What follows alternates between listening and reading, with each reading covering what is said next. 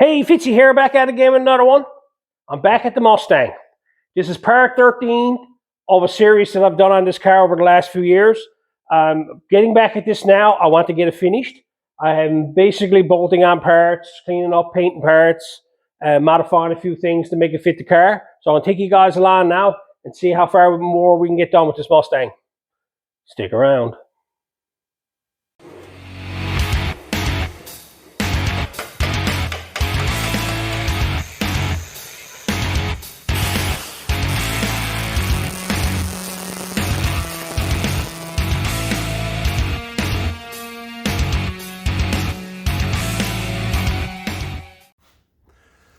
Okay, if you're new to the channel here, this is a 66 Mustang owned by my girlfriend. I've got it in the garage here now a few years, picking and poking, getting it ready, trying to finish it up. I'm hoping to finish this off completely now. After doing a bunch of work to it, after doing body work on this, and got it sanded, primed, painted inside. There's other videos on that. I went and put a Cavalier rack and pinion in it. This video here, I've done it, and there was a bunch of interior work that I done on it, painting all the interior. This video here, you want to check all them out, get caught up on what this is all about. This was a little bit different, not a lot of fabrication involved in it. This is a car I got in the garage, and I just got to get it done and get it out of the garage. So I've been picking and poking at it here now the last few nights, made a list. I'm going to go over it all here with you now where I'm to with it all. I went ahead and I purchased these here. They're the week, a set of 16-inch wheels and tires, complete combo. They're off like a 2000 Crown Vic, I think they are. That's what they're from. It's a nice looking wheel. I wanted a simple little wheel for the car. I didn't want nothing flashy, something classy. I want to get these blasted and polish the bands. Tires are brand new on it, so it's all good. I like to get a bigger tire for the back of it, but I'm not going to worry about that right now. I also got to do some major work on the back end of this. I got to take the springs out of it because, as you can see, it's too high. There's 373 posi in the back of it now. I have over here on the floor, down there, I think it's a 308 posi unit. I'm going to put that in the back of this because I wanted to make a nice little cruiser out of it. Walking around here now, the body, the plan is here now, I want to get this so I can drive this car, get all the mechanical work done, get all the interior finished in it, have it so it's driving. So all that's left in is body work and paint so that I can concentrate on that and do a nice job on it. Because I've had this in here now in storage and, you know, wonder why I haven't got to paint it. And this is the reason for that. Because I keep moving it around the garage and every now and again something knocks up against it. And it's very hard when you're at this stuff in a shop like this here to, you know, not beat something like this up. And, you know, it's kind of hard. As you can see, I'm in tight quarters. But anyway, interior is pretty well all done. It's been, I'd say, 6 months or more since I've been at this, so I had to get my head around it. The dash itself, I got everything done inside the dash, and everything is all painted. All the interior is all painted. You can see the dust is on everything. But the problem I got is this dash pad. Let me bring this out here. You can see it. I done some research into this, and I bought a new dash pad for it, as you can see. And here's the problem. This is the color the interior is supposed to be, okay? This is the color I want the dash pad. Now, I can't get this dash pad in this color. So I turned around, and they did come with them. It's just that you can't buy aftermarket ones that color. So I turned around, and I found paint online, that color that I need. It's that one there for a vinyl dye. So I'm going to paint this dash pad. And that's the reason why none of this is finished, because I got to put the dash pad in first. So I got some stuff that I'm ordering here, and got some stuff done. So that's one of the things I got ordered is the paint for that, so I can get that finished. Other than that, a couple of seats. There's a few. I think the high beam switch got to be put in it. I got to put a couple of dome light switches in it. Seat belts, seats, the glove box. I got a new glove box in there for it. Stereo. I got to make a new package tray for it. All little small little detail things to finish off the interior. Door panels, I'm not going to put them on until after the car's painted because I need them off to put the door handles and everything on them. And other than that, like steering column, all that's been done, painted. This has all been modified. I got a video on this here because where it's rack and pinion now. These columns in these Mustangs were permanently part of the steering box. I cut and removed all that. This got a bearing in the top now, and it's also got a bearing in the bottom side. And it's looks all set up right through it. And that's that. Oh, I got all inside the doors. That's another one. I got all... Everything inside is done. Inside the doors is all painted. Inside the trunk. This here is B5 blue. It's a Dodge color. Wendy picked that out, and that's the color she liked. She didn't want a loud blue, and she didn't want a blue that was too light. So that's she's seen this one night on a Hellcat, and she really liked it. So B5 blue it is. Up here now, 289, 4-barrel. Before I go any further, this is not an original V8 car. This was originally a 6-cylinder car. It was 4-lug. Had the 8-inch or the small rear end at the back of it. This has got Granada spindles in the front of it. It's been converted over, and it's got a 9-inch in the back of it now. I'm not quite sure what it's out of. Maybe it's out of the same Granada that the front end come out of it, because I think it was the top of the line one. There's the 14-inch wheels that were on the Granada. They used them, and some of the Granadas came with 9 inches in the back of them. And possibly that's where it come from. I'm not 100% sure on the car, because I know the car's a local car, been around a lot of years. It has new fenders on it, door skins, quarters put on it. It's not a perfect car by no means, like rust free. The car's here 30 odd years, and I had to do a bunch of welding on it and whatnot, patched up a few things, but I got it all cleaned up looking nice. But back to this. I got this put in it here now. This is the motor was in it. I have original top pans I got to get done and painted, and I'm trying to do this so it's half original looking. I got the power steering pump off a 351. A friend of mine gave me an old motor that he had, and he couldn't sell it, so he gave it to me, and I got the manifolds off it. I cleaned them up, had them blasted and painted with cast blast, and I got them put on her on both sides. And this is the pump. Now the pump has been modified to fit everything in it. That's nothing. I'll make all that up. I just knows where it's got to go, because she's power steering in this now. This car never came power steering. So I got to run the lines and everything up. This is another thing. I got to order lines. And before I ordered anything, I was here at this the other night, and you hear that. I was talking about this in the video where I was doing the motor. It seemed like that was tight. So I'm not going to take a chance on it. I got a new water pump on order. So before I modifies any of this, I want to get the new water pump on it and get all that figured out so I can start making the adjustments. Because I seem to be having some sort of an issue here with alignment. The bottom pulley doesn't seem to be lining up with the water pump pulley for some reason. I don't know if there's a spacer goes behind the lower one, or the lower one in this one here. One of these is not originally belonged to it, because this is a 289, and I don't know if that's like a 302. I have no idea. Maybe I got the wrong pulley on it. I don't know. Because it also looks like the alternator lines up with the water pump, but it doesn't line up with the crank pulley. So I'm going to address that when I get the water pump on it. Went ahead then. I bought a bunch of new stuff. I got new cables, new solenoid. After going through all the wiring in this here, taking it all apart bit by bit, as you can see, and repairing everything that got to be done. I got a video on that, doing repairs on that. Got that done. So all this is done up here. I got a list made over here of things that I got to do. All this stuff here is all the things that I got to do to get this drivable before I even paint it. There's a whole bunch of little things I got to get done. I'm just going through the list. I'm out here tonight now. I'm going to get started on it. I'm going to make a couple of brake lines for over there and get all the brake lines made that are up here. I got the fittings and everything there. And you can see there, so I got to make a few lines for them there, going down to the junction block. I'll get them done. So I'm going to get started on that there now. I'm going to be jumping all over this, and this video is going to be made up over a period of time because there's not a lot of content I can do. I want to get this car done, but I want to take you guys along. So I'm just going to work on the car, show you what I got done, work on the car, show you what I got done. Went ahead and got a few things done. I got a few lines made going from the master cylinder down to the junction block. I got them made. I went and started to put the plugs in her. I figured I'd just throw them in or have it done because there was nothing in the engine. I want to have it filled up. Then I run into troubles. These manifolds, okay? This engine came with a set of headers on it. It hung down underneath the car. They were in the way. They were bottoming out. They were rough looking. You know, they were getting old and whatnot.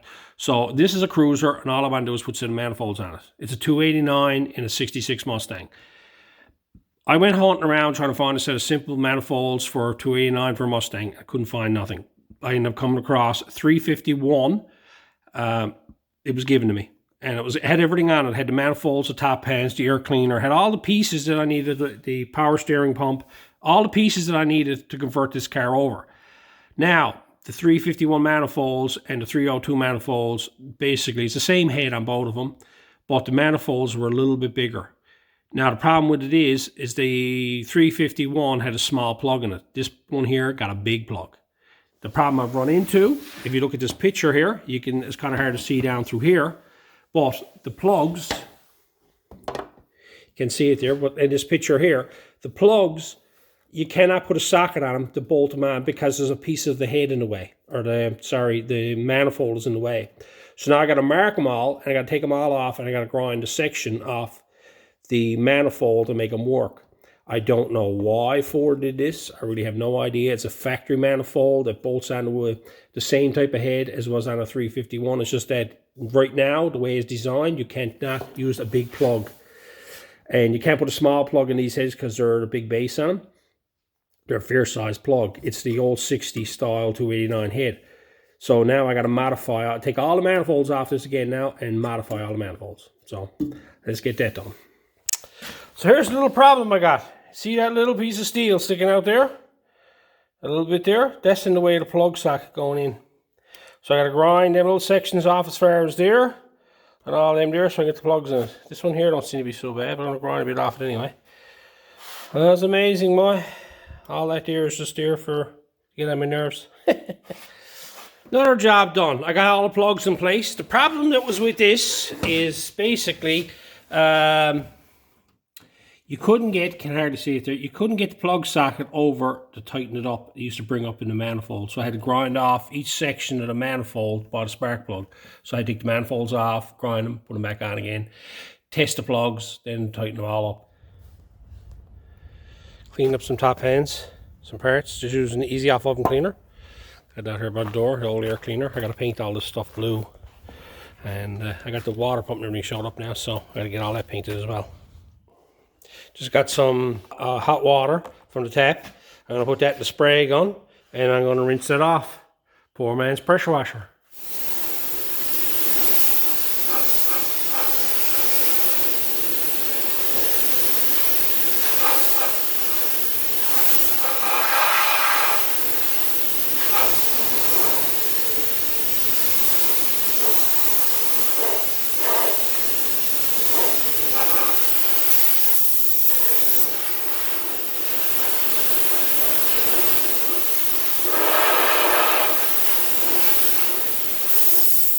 Box of goodies showed up from Rock Auto. New alternators. Cheaper to buy the alternator than it is to paint the other one. I think I paid $26 for that alternator.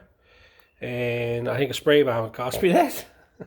But I'm here now and under some troubles. I'm cleaning up the air breather. And it lifted on me, so I'm stripping it to the bare metal. And got some painting done. Some bits and pieces. Cleaned everything up here. A new water pump, got that painted, and I got the top pans painted here.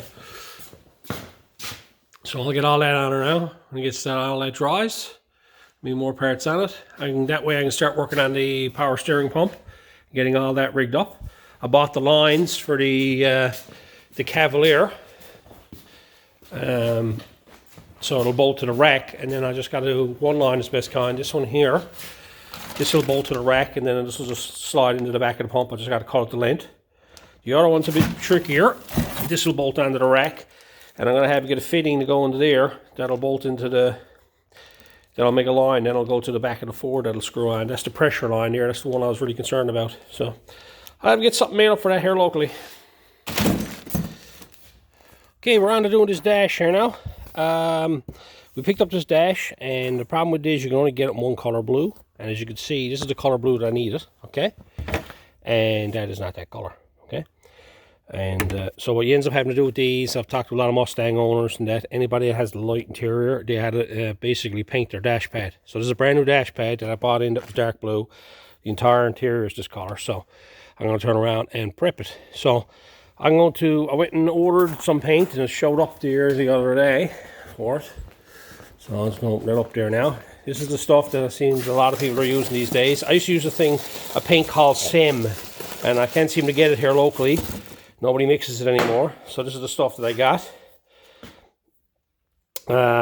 Who's this come from? So I got to read the directions and everything on this now. Just have a quick look at it, see what it says, and set it up. Look, it's got to be for Mustangs because it's got a Mustang seat now. All right, let me get this ready here now. All I made up this little bracket, see? Just a piece of flat steel screwed onto a thing, and that slides into the bottom of the dash. Because the problem with it is you got to paint the bottom of the dash as well as the top. So I made up this little thing so I can paint both sides at one time.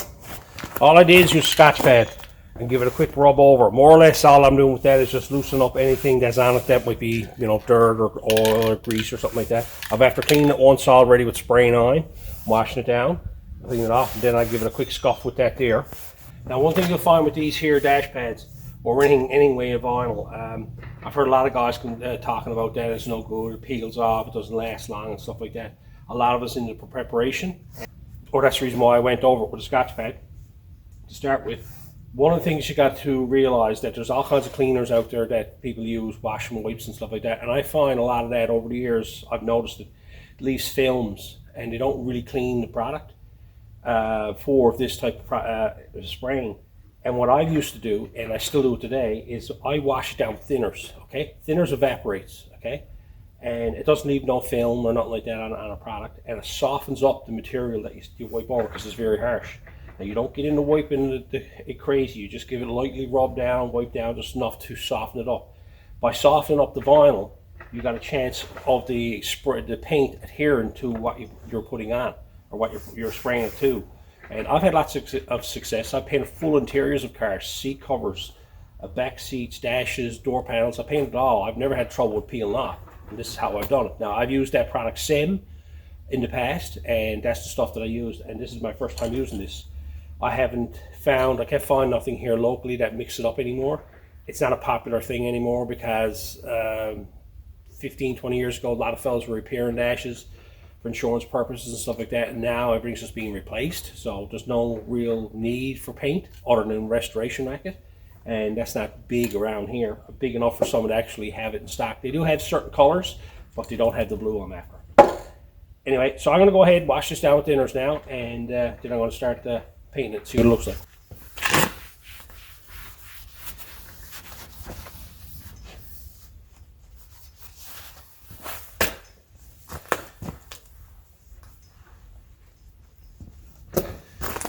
You can feel it when you wipe it over. You can feel it like dragging on the material, and you don't want that. That's just telling you that it's softening it up nice.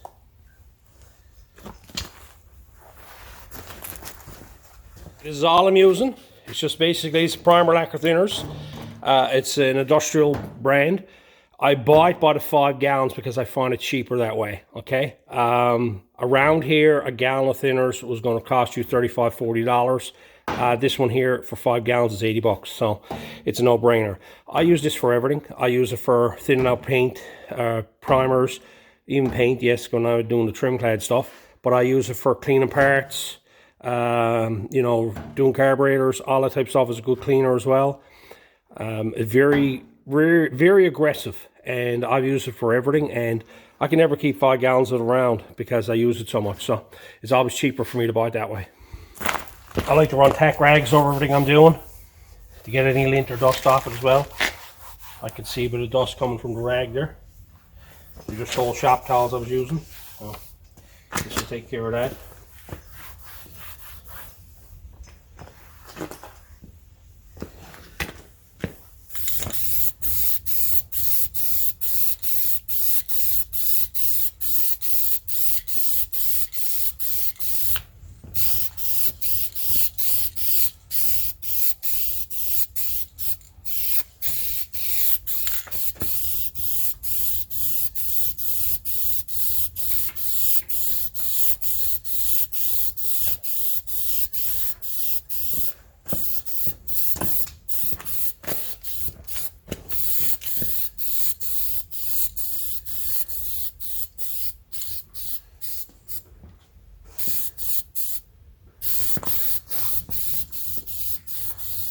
That seems to have pretty good coverage. I'm pleased with it. I'm going to let that set up for a bit now, and I'm going to put a few more coats on it. I'll probably put 3 on it. Let's see what it looks like after 3, and after that we'll see what it looks like. And there it is, all painted up. I'm very pleased with the color. Good coverage. Still got lots left. I got to paint the rear dash pad, so I got enough now to paint the speaker tray for the back window. I'm gonna make one of them up. But no, I'm pleased with that. That's another piece of the puzzle. Now I can get that fit in the car and get all the dash finished, get the interior done in the car, because that's what's holding me up. Another thing I can cross off the list. The list is getting smaller. I've been slowly banging away on stuff. I got the top hands installed. I got the air bleeder. I found that. And I got that cleaned up and painted. I got the coil installed. I got the wires run. I still got to hook up the distributor. I'm not going to do that yet because I want to turn the key on and make sure everything's working. I don't want no power going to the distributor. I got that done. I got the water pump replaced. All the hoses are on it. And I got the new alternator on it. That's fully wired up. I got the new cap, rotor button, and plug wires all installed. Basically, a lot of this is all done up here now. I got all the wiring figured out. Trying to figure out a few other things. I think now, next thing I'm at here now is this power steering pump. This is off a later model Ford, and I got to modify it to fit. I've been playing around with it. I got a big threaded rod here. I'm going to replace that later with a bolt, but for now I just got threaded rod on, and I made up a spacer that goes back into there, and it lines up the pulley with the outer pulley down there. And I got this bracket here now that mounts here. Now this don't line up to nothing. I'm going to have to make this here fit the water pump, okay? So I'm going to have to make a bracket that'll bolt onto the water pump that I can actually weld this to and do a nice job on the bracket. And that should be fine. So that's my hobble for today, to make that up. And so all I'm going to do is I'll run a straight edge across this here, and I'll make sure everything's square. And basically start doing this. I have the old water pump over on the bench, so I'm going to use that. I'm going to take in these 3 holes here, and I'm going to basically make something that I can mount to them there, and then it'll just come out, and then it'll go on an angle out to this one here. That'll bolt onto the actual pump itself. Then you got the adjuster all figured out. So I'm going to get started on that now. Well, I've been going through my brackets and looking for a piece big enough, and I found this piece of, I think it's 3/16 angle iron. I had it underneath the bench there. And it's wide enough this way here that I can get it and out this far. My plan is I'm going to take in these 3 bolt holes here. Now there's a lump here, so this is going to have to go like this here. But I want to take 3 of these here and come out to about here somewhere with a piece of plate. So I'm just going to roughly cut it out, mark the 3 holes, drill them out so that it fits on over it, and trim this back so it fits on it. And I'm not going to worry about getting too fancy with it yet. I'm just going to make it bigger, and I'll dress it up as I go. I'm not going to make a rough looking roll bracket. I'm going to try to see if I can pretty this up to make it look like something that you would have found on the car. So I'm going to go ahead now, and I'm going to cut out a piece. All I'm going to do now is I'm going to mount this like so, over that there like that. And I'm going to cut a piece out of here that's wide enough to cut that off it and mark it, put the 3 holes in it, and then trim a piece out of it here so it fits in place here. Well, I've been busy. As you can see here, I based it off this one here. You can see that these 3 points here are above everything else on this water pump here, okay? So I figured I made the plate that'll fit right on there. It'll be perfect. Well, it's not so much the case. I had to grind off the actual water pump all the way around. There's this little ear that you see, you're going to hear that went out all the way. And these points here were like this here, look, were recessed. I said, what a time I'm having with this. But I managed to get it all straightened away, flattened out. This here top bolt bolts into the aluminum section here, and I didn't chance that, so I put a longer bolt in it that bolts right through it, and I put a nut on the end of it that I can tighten up. That way I haven't got to rely on the aluminum thread to hold it in place. These ones here go down and screw into the block, so that's fine. But I got that plate made up. I just cut it and I rounded off the edges a little tiny bit. I'll tidy that up more than that. And I bolted the bracket on, put it in its lowest position, so this is going to be pulled up from here for adjustments. And I squared the belt up with the lower pulley, because it's just going to be one belt going to that lower pulley there.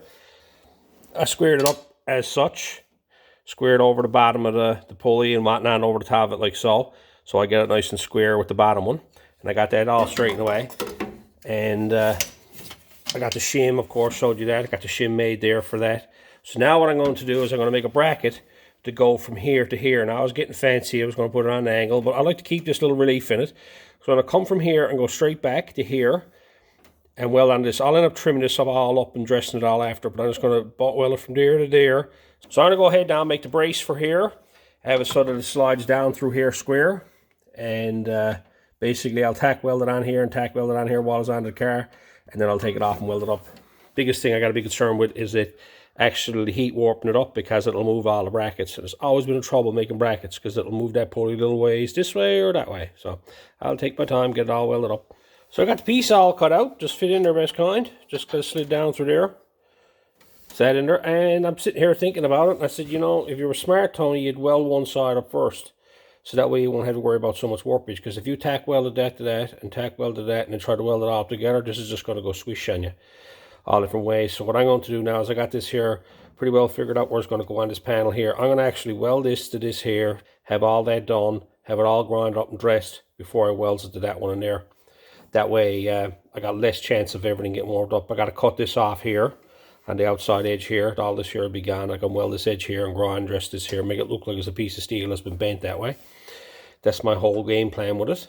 So I'm going to go ahead now and basically take this bracket off and take this over on the bench and get it all set up and weld it together.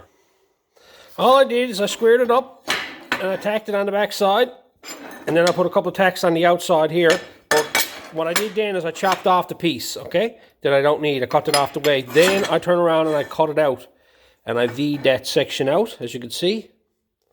What I want to do here now, I want to weld this up, and I want to dress this here round. I don't want to see no welding here. I'm going to finish this off. You probably notice I got a longer piece. I do this in a lot of fabrication that I do now.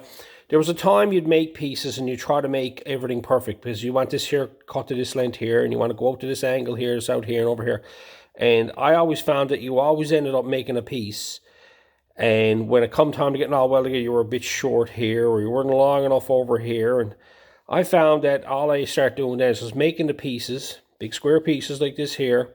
This here is the width of the other bracket now, and it'll lay it in place against it. But I want to cut down the other bracket as well, and I want these to taper off one to the other. I'll do a nicer job tapering all this off now when all this is welded together than it is to try to make this all at one time. Like, you know, trying to get this angle right, trying to get this angle right, trying to get this distance right, trying to get this angle right, all that type of stuff. So I'm going to go ahead now, weld all this up here, inside and out, and grind dress this off here.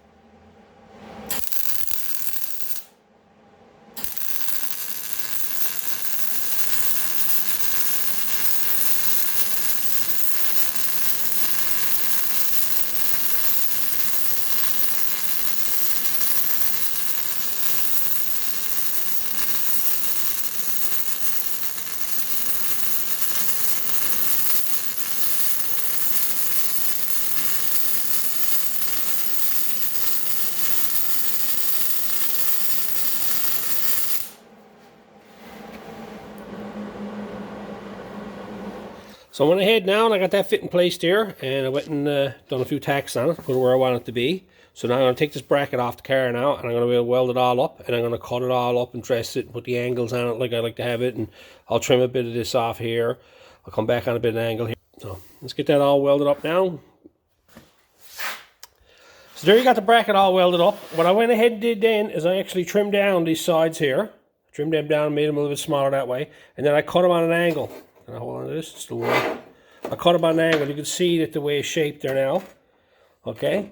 And I had them done that because the holes are farther apart on them ones there, so I turned around and I cut them. So I got that all grinded up. I don't even know if I'm going to bother with braces on this because it's pretty stout now as it is. And it has a bolt up here that holds it centered. So, and I think it'll just, I don't know, just add more to it. I don't know if I'm going overkill with that or not, but that seems to be pretty good there now. But all I'm going to do here now is I'm going to grind dress this up, grind all the welds here, smoothen all this up, make this look like all this is one bent bracket. That's my whole goal with it. And then I can paint it all up. And that'll be one power steering bracket made up. So there it is, all grinded up, dressed up.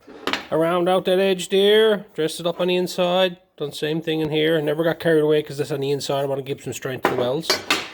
And I basically then, as you can see, cut on all the angles and everything. I round out these rolled edges in here and whatever. If I had any time back, it would have been nice if I had cut a hole here, like drill a hole here, so that would have had a nice flow to it. But that's it. That's all I can do.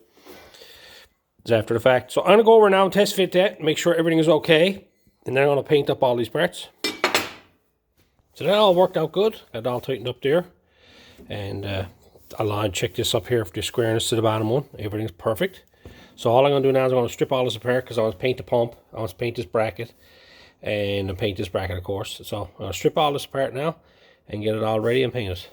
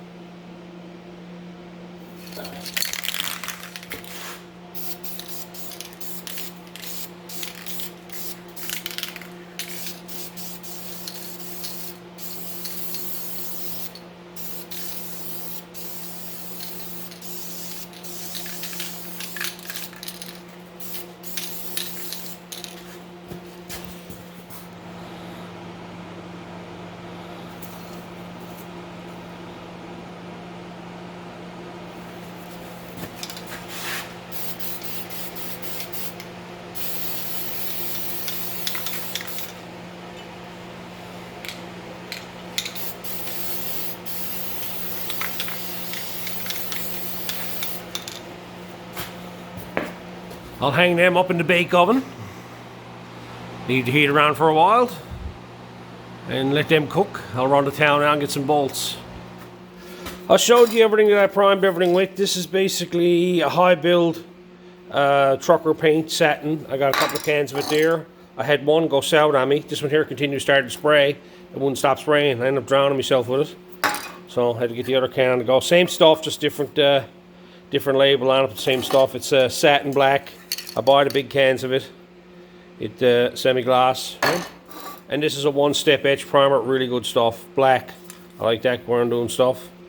And figured I'd show you all that here. I just showed you all that.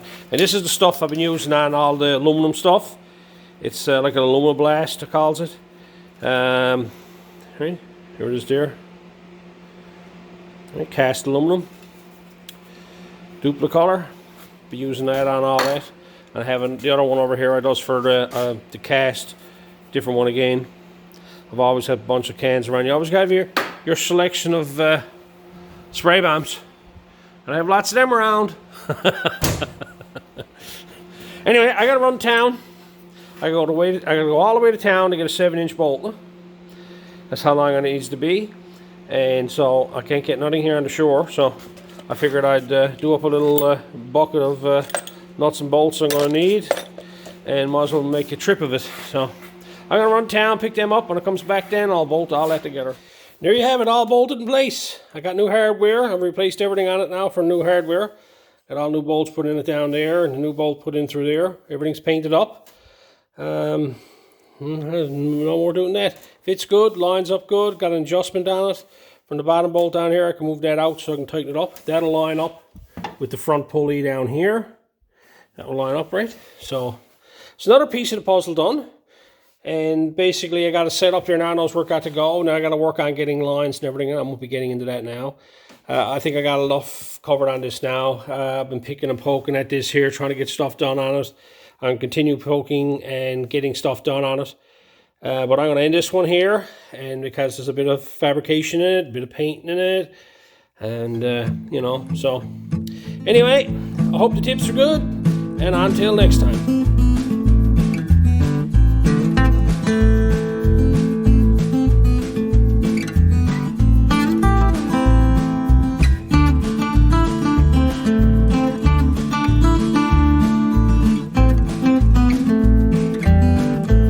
A lot of guys talk about having problems with doing the bottom spray. I've done a lot of them over the years.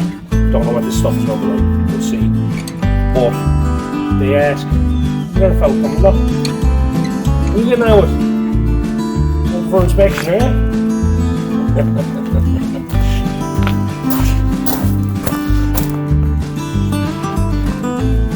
you? Nuisance, yeah?